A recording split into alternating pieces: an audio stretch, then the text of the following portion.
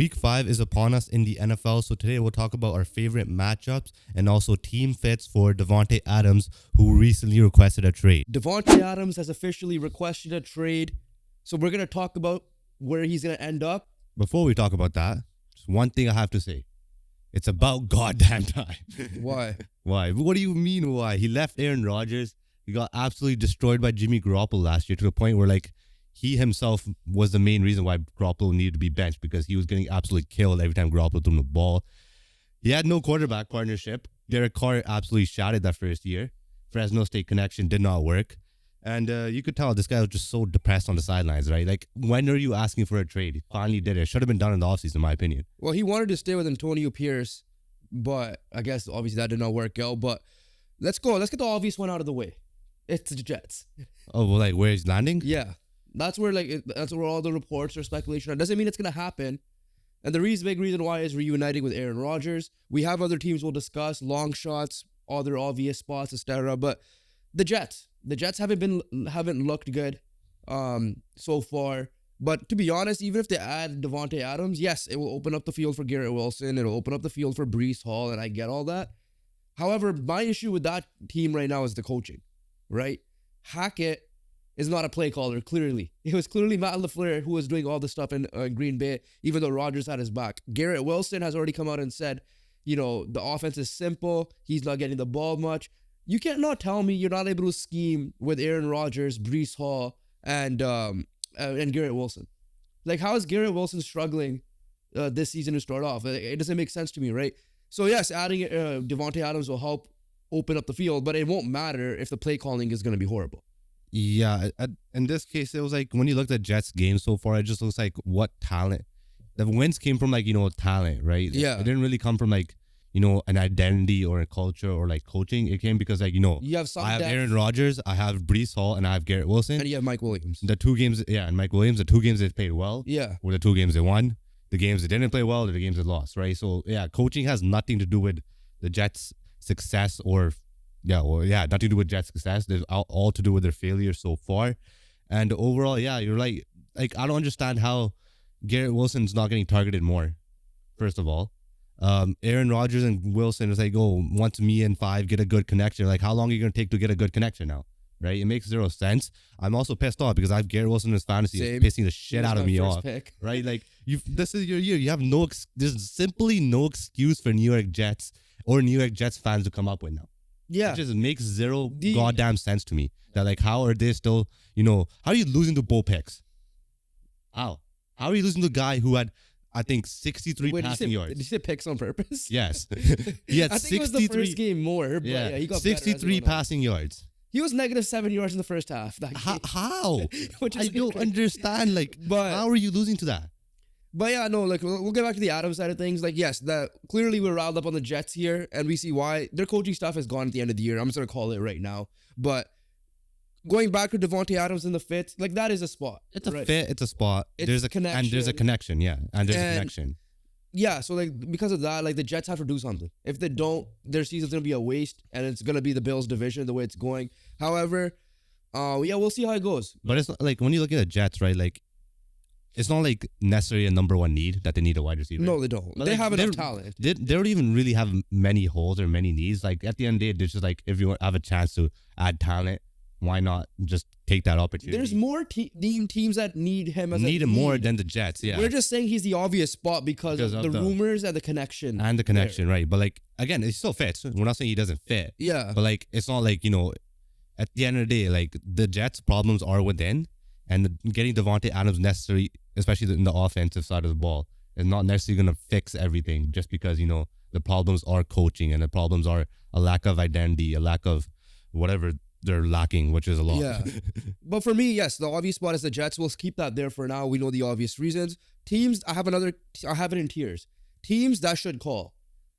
Cowboys, Bills, Steelers, and I have the New Orleans Saints there. I want to start off there. I was thinking this before the report from, I think, Adam Schefter came out that Adams wants to play with a QB he's played with, which is a.k.a.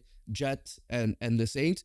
And the reason why I have the Saints for two reasons. One, the Derek Carr connection. It did not work the first time. How much of that was on play calling as well? We don't know. Two, This is Saints are more of a need than the Jets. Oh, 100%. Right? For sure. Saints have Olave who's getting going now, as you could tell from your fantasy team.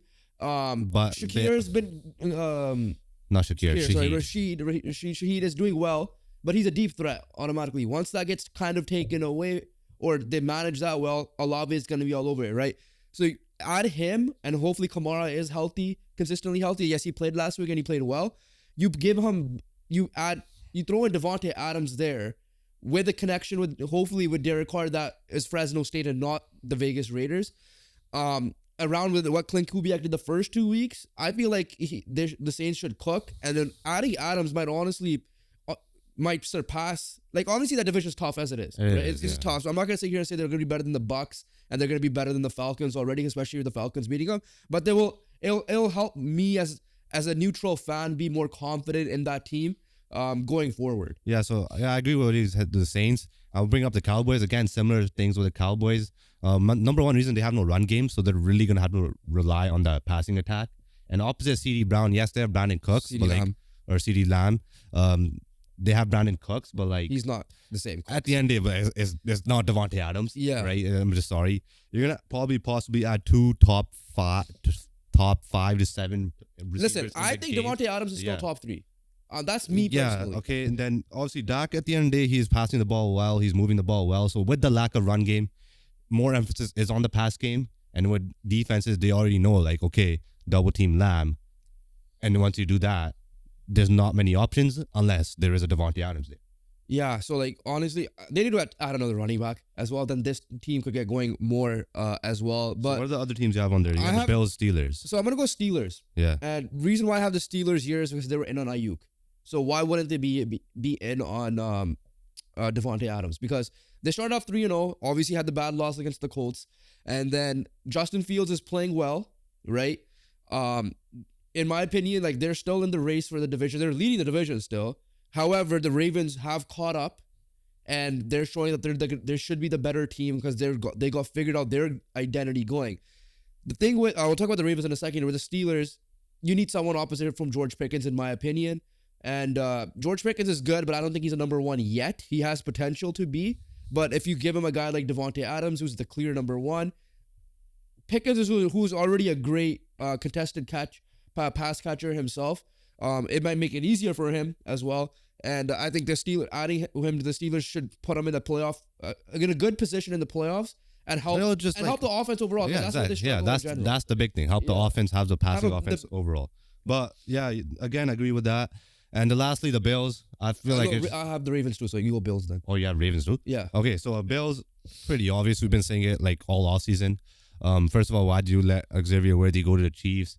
Blah blah blah. Yeah, okay. Then you move back in the draft. You got Keon Coleman. Yeah. But at the end of the day, like we saw in the Ravens game, that they didn't really have a safety blanket, right? So when things do go off schedule, when the run game isn't there, which it wasn't against the Ravens, when Josh Allen is getting pressured every single snap because the O-line didn't produce that game like how they have been all year, they don't have a safety blanket that they could go to. And obviously Davante Adams and like top level players in this league, top weapons in this league are your safety blankets, and Davante Adams will be that safety blanket. And it's just like a thing you could always fall back on no matter how tough the situation gets. And I don't think Davante Adams is like that diva Diggs last year, right? So like I think Adams will understand, like, there is a proper game plan here and all that stuff. And when his number is called and he is needed, he could deliver. The Bills don't have any weapon like that. So like, again, fairly obvious. We've been saying this all off season. We've been saying this all season so far as well. Yeah, no, like for me, with the Bills, Josh Allen's gonna make any throw possible, and he'll makes it easier with Adams. I want to make one thing clear: we're doing this strictly based on like where we think he fits the best. We haven't looked at the cap situation properly for us to know, so it could be tough with the Bills as it is. But because you got a guy you have paying like freaking 6-year contract who was suspended for 4 games. Von Miller, right? So the last one in this category I have is the Baltimore Ravens, and the reason why I alluded to it earlier, they figured out their identity. However, which is the run game, the run game between both Derrick Henry and Lamar Jackson, also Justice Hill, right? He's not even just a running back; he's like that screen pass guy. The jet sweep, whatever you want to do with him, he could do it. But giving him, like, Zay Flowers hasn't gotten going yet, So that's my only concern with them in the offense. The bigger concern is Mark Andrews. So they have the wide receiver concern as well, in my opinion. And bigger one's Mark Andrews. Yeah, he hasn't gone exactly. But they also haven't game planned him into. They're using him more as a blocker. You give him Davante Adams, and I think that opens up a lot for every single person there. Adams, like I said, all these teams that have in common have Super Bowl aspirations. Ravens especially are win now, right? They, in my opinion, they have the most pressure in the league to do something, especially with the comments that go with Lamar Jackson. He's not a winning player when it matters most. He can't throw, blah, blah, blah. This is a chance to make him look good and make the team look good and go over the top. And you might as well do what the Rams did and spend now. I think the Raiders are only asking for a second-round pick plus something else. So it's not even like you have to throw in a first. Maybe you have a young guy you could just get rid of. I don't know, or just a casual guy there. The reason why it's not a first because they got him for a second too. Exactly. At the time he had a contract. At the time, yeah. Him, listen, at the end of the day, I don't they get him for first. I'm pretty sure. Did they get him for first? I don't remember. I don't think. Actually, yeah, maybe. I think they would have got him for first too. Yeah, but never mind. But he is older, so that makes sense. Going back to this, at the end of the day, we know he probably wants the Jet spot or the Saints spot, but we're opening it up to the field, and I'm sure if an offer comes for one of these teams, it'll be fine. But last couple of things here, long shot, it's the Chiefs. Division. Okay, don't say long shot. To say break the entire NFL. No, I'm saying a long shot of happening. Yeah. It's the Chiefs and Chargers, right? I think he would fit beautifully with the Chargers as well. But again, I doubt it happens because they're not in the contendership. Yeah. As much as the other Chargers is not happening. And division, Chiefs, same thing. They need someone. Honestly, they do need someone. They need to heavily. They would need to pay up first to get him. Oh yeah, for sure. Right. And if that does happen, yeah. Hey, Tyreek Hill rumors were there right now. Bro, honestly, go back, but I know we saw a comment in our last video saying that maybe Tyreek Hill needs to be traded. And honestly, it is a shout in terms of the fact that Tua is the only one that's listen, the savior of the franchise, I guess. Whatever you want about Tua, he'll find ways to win. They need him, I guess, at the end of the day. But at the end of the day, they don't have a proper backup to him as well, to be fair. But and the last category here, very quickly, Adams should not go to, but should fit there. The New England Patriots, the Jacksonville Jaguars, and the Cleveland Browns. Do you agree with that? I agree with the Patriots. I agree with I agree with Jax. Not necessarily the Browns, but again, who's throwing him the ball and he's struggling. Exactly. But the thing is this. You could chuck the entire league in this. At the end of the day, you could just these are the specific ones we went to. But you could literally chuck the entire league for it. That's how good of a player Davante Adams is still. You can throw in Minnesota. Who cares? You get two of the top. Might as well. Yeah, at this rate, Cowboys have the two of the top. No matter what team he goes to, right, he makes that team better. At the end of the day, that's just the final thoughts about this is the conclusion is. He will make your team better. And then in this case, we know realistically he wants to go to a contender. These are all contender status teams he went to. But we'll cap it there. Let us know what do you think? Where do you think he will end up? Obviously the betting favorite is the Jets, but yeah, let us know in the comments down below. And let's get on to it with the preview of Week 5. The Buffalo Bills are looking to bounce back against the Houston Texans. Another big showdown in terms of two teams that are 3-1 right now. Two teams are looking for Super Bowl aspirations, Super Bowl contending teams at the moment. And first off, with the Buffalo Bills, they're looking to bounce back. The key thing here is how are they going to adjust? Because the main thing for me and the main thing for the Texans that they need to do is just find a way to they have the pieces on the D line to beat up on the O line again, like how the Ravens were able to get pressure on Josh Allen and And the run game, honestly, is that you got to run stuff them because what we've seen so far from the Bills is they played around the run game this year. And that's the big thing right now. And they played around James Cook, and he has been, in my opinion, their best weapon so far. Both these teams obviously need to have a signature win, in my opinion, still this year. They didn't have that yet. Yes, you could say the Bills, Jags, sure, but at the end of the day, I would say more so Dolphins and Jags. But in hindsight, at the end of the day, when they finally faced a Super Bowl contender, they got their ass kicked. And you're right, with the Texans, you had Daniil Hunter, you have Will Anderson there. Sebastian Joseph Day could be run. So for me, it's I know we're going to make a prediction here very quickly as well. I agree with everything you said there. I think the Bills are under more pressure to get this going. I feel like the Texans have their stuff figured out more than the Bills still, right? Oh, yeah, in terms of the offensive side, offensive side is, and even on the defensive side for me, it's just can they do it against a good team and how they will do it. Josh Allen once again has to be superhero mode again, Superman mode, to potentially win this game. And for that reason, I am going with the Texans to win this game. I'm anticipating a closer game than the Ravens. That's for sure. But at the end of the day, we'll see how it goes. I'd be honest with you, I totally forgot what I picked in the pick'ems. I might have went with the Bills, but I don't completely remember. One more thing I want to say about this game. Again, let's see who gets revenge, Stephon Diggs or the Buffalo Bills as well. And Diggs has fit in beautifully, as done wide receiver 2, which is funny to say, in Houston. And there was no drama there yet because Nico Collins is popping off. I think he still leads the league. I think in he's receiving one yards. underrated receiver, 2 underrated duo. I think he still leads the league in receiving yards. Probably. I could double check. Because he dropped 150 and a touchdown. So I'm sure he is. But yeah, and then obviously Stroud is still hitting his 300 yards passing as well. Again, the biggest thing for the Texans right now is just sloppiness, right? They're still allowing many sacks. Their defense hasn't been in terms of at the level we want them to be at, because they did get better defensively. they struggle against the Jags a little bit. They struggle against the Jags a little bit. They struggle against the Colts in week 1. Obviously, the Minnesota Vikings shit kicked them. So yeah, I think the biggest thing with the Texans is just playing a little bit more cleaner football, in my opinion. And with the Bills, you lose Von Miller for 4 games.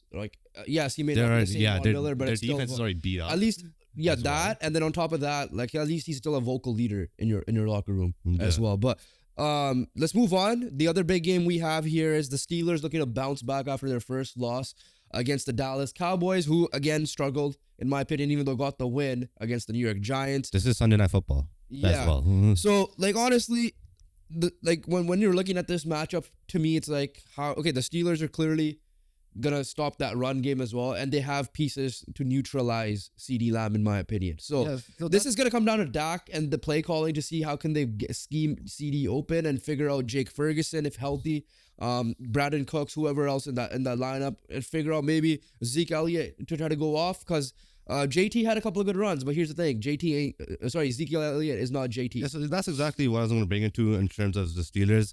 They weren't good last week defensively. Flacco and Richardson carved them up for the 3 passes Richardson completed. To be fair, Flacco also came in middle of the game, so they did not really scheme for that. But then they got carved up for a team that's supposed to be the number 1 defense. Exactly. There's no excuses for me. JT carved you up. Pitt and the Downs did their thing as well. So again, I think this is a perfect week to bounce back because, especially on the run defense side, because the other team has no run game. Yeah. So there should be no excuses for you to give up I think it was 4+ yards a carry, 4 point something to Jonathan Taylor. Yeah. Because there is no Jonathan Taylor, like you just mentioned.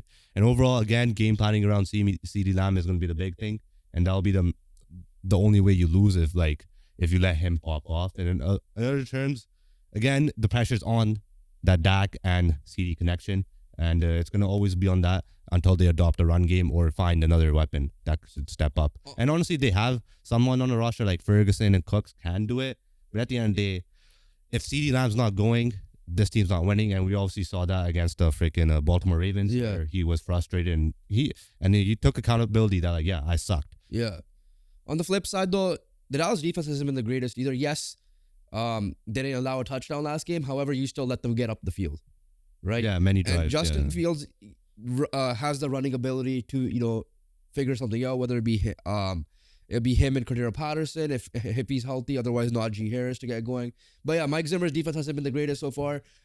You're definitely gonna you have Chris Boswell, so if you're gonna let him go in field goal range, he might be better than even what Graham Gano did there as well, in terms of even distant wise as well. So for me, the Cowboys need to figure out their defense. Yes, you did not break overall.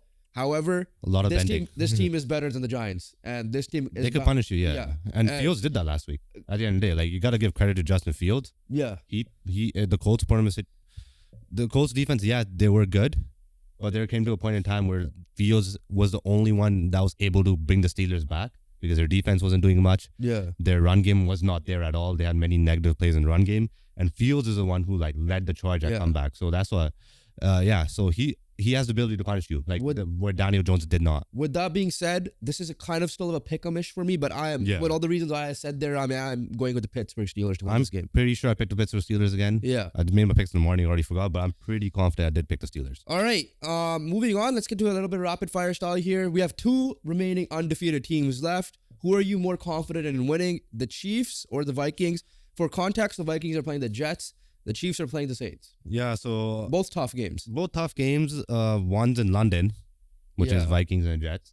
But more so, I am gonna go with the Chiefs, and the reason is the Saints have been struggling the last 2 weeks in terms of offensively, and it's not gonna get any easier for the Saints offense because they're playing a good Chiefs defense. At the end of the day, offensively, again, for the Kansas City Chiefs, when you still have Mahomes and Kelsey, no matter how bad they have been playing, at the end of the day, they have this clutchness about them, right? They also have the refs, and so they find a way to get it done offensively. But right now, this is going to be the toughest test. They have literally no one but Travis yeah, it's a Kelce. tough test for sure.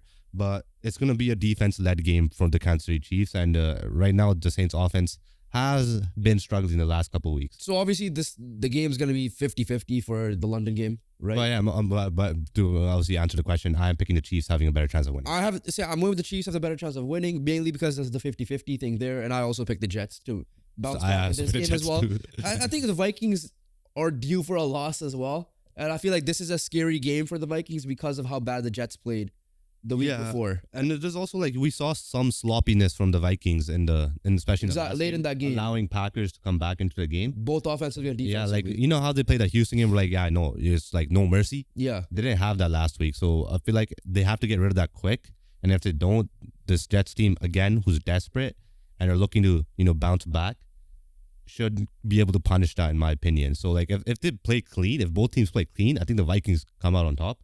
But if the Darnold did where he had thrown that interception or a fumble like he did last week, the Jets obviously defense is very tough too, right? Jets defense is really good, and they should be able to pounce on that, in my opinion. One winless team remaining. That's the Jacksonville Jaguars.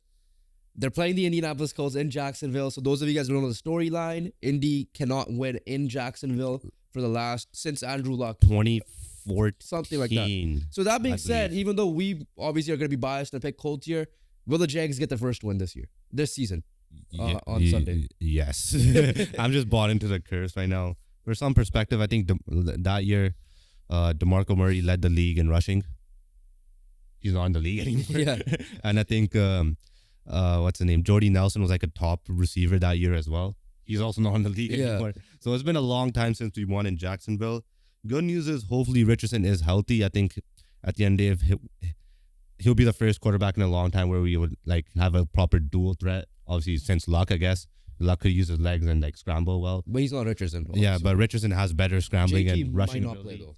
But the issue is, exactly. JT might not. And he's been our best player. So 100%. But yeah, obviously I hope it doesn't happen, but this is their best chance of winning. This is their best chance of winning. But they're also listed as a favorite too. Yeah, that makes sense there as well. Let's move on. Let's do our superlatives like we always do. Your upset team and your lock team. Let's start off with the upset. Upset, I'm going with the Cleveland Browns over the Washington Commanders. Number one reason is this is probably the toughest defense that Jaden Daniels is going to play, even though the Cleveland Browns defense hasn't been as good as what they were last year. But hopefully Myles Garrett is healthy, it will be the toughest player that Jaden Daniels is going to go up against. And again, credit goes to Daniels. He has, you play what's in front of you, and he has played incredibly well and actually dominated too, in dominating fashion as well. So a stat before we continue on here, the Washington Commanders have more scoring drives at 23 than incompletions from Jaden Daniels, which was at 19. Yeah, so that is just absolutely crazy. So again, he's been dominating what's in front of him, but this will be his toughest test. And in terms of defensively, I think the Browns should be able to, do something. The only reason why I'm kind of pumped, going back on it is they still have Deshaun Watson. Yeah. Yeah. So that's the only reason I'm not fully confident in that pick. But overall, I feel like the Browns have an opportunity to win here. So my upset team, I'm going with the New Orleans Saints here because of all the offensive injuries that the Chiefs have, right? A lot of attention. Wait, you can't do that. What? You can't do that. What? Because you just said Chiefs have the better chance of winning. Yeah, but there's still my upset alert. Okay, yeah. Because I have the Jets winning that game. So technically you're not picking the Saints. I'm not, I'm not really picking the Saints. I have them on upset. Chiefs on upset alert. Okay, yeah. And the reason why I'm going with the Saints is because of that, like I said, they're good defensively. Usually they are, and they will find a way to game plan that way. So it's gonna be the battle of defenses, in my opinion. I'm banking on a Saints offensive comeback a little bit. It's gonna be tough against Spags defense here, but with that low scoring game, I'm just I could see this being an upset. My lock team is the Seattle Seahawks, who are facing the New York Giants. Number one reason, they are the Giants. Number two reason, we don't know. The Seahawks look we good don't in that loss. Yeah, Seahawks look good in the loss. Even Giants have been looking pretty well. Yeah. The reason is because of Malik Neighbors, who himself is questionable for the game. And if he's out, But there's no goddamn chance. I'm gonna counter you the with Giants this. are winning. If that D line is still injured, Devin Singletary might go nuts. Yeah, That's he might go nuts, but then I don't. The Giants don't have the secondary to Yeah. stop any of those weapons. True. Like DK's been doing his thing, Smith and the Jigba is doing his thing, Lock is Lockett. doing his thing. So Yeah. Seahawks are my lock. But my lock is I'm going with the San Francisco 49ers. They're getting healthy now. They need to put a statement win on the Cardinals. I feel like they will do it this week. Obviously McCaffrey's still out, and we know he's gonna be out for a while. But everybody else seems to be back. So But it didn't even matter because Jordan Mason's still popping off. exactly. So, but he ain't no Christian McCaffrey Yeah, at the end of obviously. the day. But that's my upset team. Players to watch defensively. You kind of alluded to it earlier. Myles Garrett. Can someone stop Jaden Daniels? And last year's depoy. He's still a beast at the end of the day. Yes, he might not be the best defensive player in the game. That's still TJ Watt, but he's still a beast at the end of the day. So the athletic freak, let's see, can he match the athleticism with Jaden Daniels? You want me to go offensively? Yeah, I'll go defense first quickly. Okay. And this is kind of like I alluded to this before. I'm going with the entire Steeler defense and how they should be able to dominate the line in terms of like run. The Cowboys shouldn't be able to run block on them. The Cowboys shouldn't be able to run the football down the throat like how they allowed it last week. So I'm looking for a big bounce back, a dominating bounce back from the Steelers defense, run defense more specifically. Offensively, Jordan Love. You're finally back. This is your next game back. You're playing against the... Who are they playing again? I forgot. The Rams. The Rams, right? The Rams are struggling themselves. This is your chance to come out and show why you got that money in the offseason. Yes, I don't think you're 100% healthy, but no one is in this league usually when it comes down the stretch here. So I'm looking for him to have a bounce back and finally get his first win of the year. For me, I'm going with Taylor Swift's boyfriend because that's how bad he's been playing. He should be referred to as Taylor Swift's boyfriend so far. But Bounce back game last week, to be fair. Yeah, he did obviously improve last week, but Travis Kelce is going to be the number one option on this team now. It has always been the number one option, even with how incredible Rashee Rice has been playing. And he's going to, at the end of the day, he's the Chiefs' only hope in terms of weapon-wise so far. So he should be getting targeted more. He should be acclimated in the offense more, which was kind of weird to say because he hasn't been the first 3 weeks especially. So yeah, I should expect a big game for Travis Kelce this week if they want to win. So that being said, that's the end of our Week 5 preview, our Davante Adams trade preview, potentially where he's going to end up. So comment down below where you think he ends up. Comment down below if you're missing any team there. Hit that subscribe button, hit the post notification bell because we'll be constantly dropping 2 NFL videos a week, NHL content and NBA content coming soon as well. Follow our socials link down below. Our World Series predictions are down there. So make sure you guys hit that subscribe button for the shorts as well. And we'll catch you guys in the next one. Peace.